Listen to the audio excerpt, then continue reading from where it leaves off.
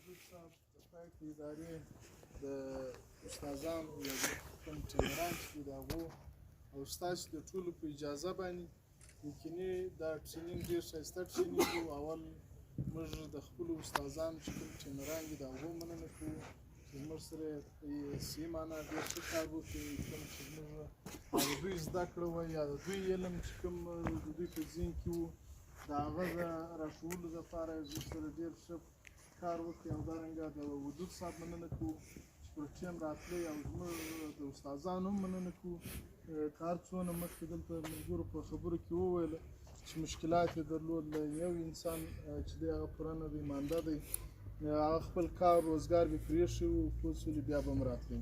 خو یو شی چې دی زه د خپلو استادانو په اړوند باندې دا وایم دا چې کوم ناست دي وجود صاحب چون نوی راغلی دی دا یوه خبره وده ته کومه په بلوچستان کې دا وخت 12 کمپه دي، 2 کمپه یې تړل سوي، 10 کمپه یونیسیار مرسته ورسره کوي چې دا رقم دي لکه موږ.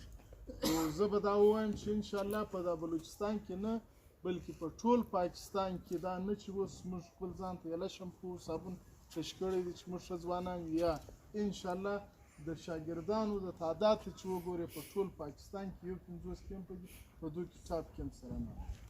دا یو دویمه خبره دا ده چې زموږ دا وخت په 2022 کې به انشاءالله زموږ د سټوډنټ تعداد چې دی پوه شولې 1000 دی. په 1000 کې نیمه یې نجونې دي نیمه یې هلکان دي. 2 های سکوله لري یا 2 لیسې لري. نو دا زموږ د خپل ټولنې او زموږ د استادانو او زموږ د خپله کومه کمیونټي چې ده او ورسره په څنګ کې یونیسیار حکومت پاکستان او سوسایټي نورې خیریه ادارې چې دي د دوی مرسته ده او د دوی کړنه ده چې زموږ سره یې کړې ده موږ تر دې ځایه رارسېدلي. خو یو شی د ټرینینګ په اړوند باندې زه وایم بار بار موږ هم ویلي دي، خو یو شی چې ما دا ور په ټرینینګ کې محسوسه کړي دا زموږ استادان دا ایسته د پایټ د ادارې انشاءالله چې زموږ استاد په فیزیکس کې کم پوهوالی لري یاره انشاءالله هغه به ټرینینګ ته ضرورت نه لري. یو شي ته ثنا صاحب ستا یو شي ته ضرورت لري چې د دی موږ فیزیک ورته وایو دوی فیزیکس ورته وایي.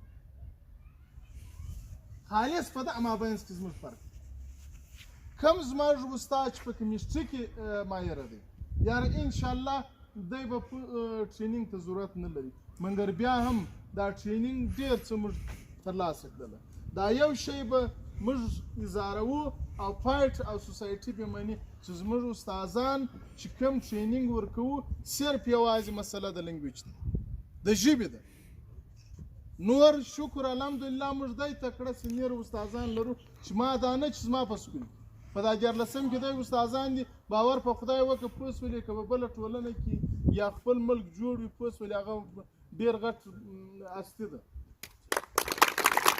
ډېرې غټې هستي دي په یلا په تش خبرو باندې خو سړی هستي نه شي جوړېدلی. خو زه یو شی دوی ته وایم ودود صاحب چون نوی راغلی دی ودود صاحب زموږ د پایټ د ادارې څه دا ریکویسټ دی بیا خصوصا د صابر صاحب چې تاسو موږ ته ټرینینګ راکوئ په دې کې ستاسو زیات فوکس باید پر اردو انګلیش باندې ولې ته زموږ څخه دغه واخلئ نظر واخلئ دا اسسمنټ کوئ چې راسئ هغه څو موسم مخکې راغلی وي اسسمنټ دې وکړئ یا مخکې راغلی وي ولې هغه زموږ نظر نه دی پکښې اخیستل شوی زموږ نظر نه دی پکښې اخیستل شوی بېرته هغه شی راوړل شوی. که ستاسو د پایټ د ادارې هر څوک راغلی لانګو صاحب تېره ورځ راغلی وو یا مخکې ستاسو مشر راغلی وو موږ ورته بار بار دا خبره کوو ټرینینګونه خو شته دا یې نه دی چې نشته خو دا د اوس په کال کې به 2 ټرینینګ نور یو په کال مابینځ کې به پای کې راکړي. خو دا ستی پر دغه زموږ یو ریکویسټ دی درڅخه یو غوښتنه ده درڅخه یو ویله ده درڅخه چې وروره په دې کې زموږ سره کومک وکړي. او یو شی ما د ژمي څخه دا تر اوسه پورې په ذهن کې ودود صاحب دا مو تاته ده مشر ورور په حیث باندې دا یو ریکویسټ دی چې د معلم د ژمي چټۍ باید معلومه شي. کنې اوس خو ژمی تېر شو دا خبرو ته ضرورت نشته. اوس ته ورته ګوره دا استادان 2 میاشتې یا 3 میاشتې چټۍ وي داسې شوي دي چې باور په خدای وکړه په 14 سکول کې یو استاد د زعفران په نامه باندې ټیکټ کړی ورته ویلي دي چې ټیم نه دی معلوم چې ټیکټ بېرته د لاهور واپس کړی دی هغه کښېنستلی دی ټرینینګ پوس ولې 2 میاشتې بعد ځنډېدلی. د هغه بل قرارداد قرارداد باید موږ ته د کال په شروع کې راوړل شي. مګر هغه 2 میاشتې ځنډېدلی دي. دغه د استادانو سره دونه د درس پر برابر دی معلم چې زما ورور وي، زه یم د قانون خلاف لاړم در دا څټ مې ونیسه ومې باسه. دلته زما د پلار ټیکهداري نه ده، ومې باسه. مګر پر معلم باندې په ژمي کې پر خالص ټیم باندې دونه پرېښل راوړل زه خپله دا یو ظلم دا باید ونه شي. نور ستاسې وخت نه نیسم، خبرې ډېرې دي.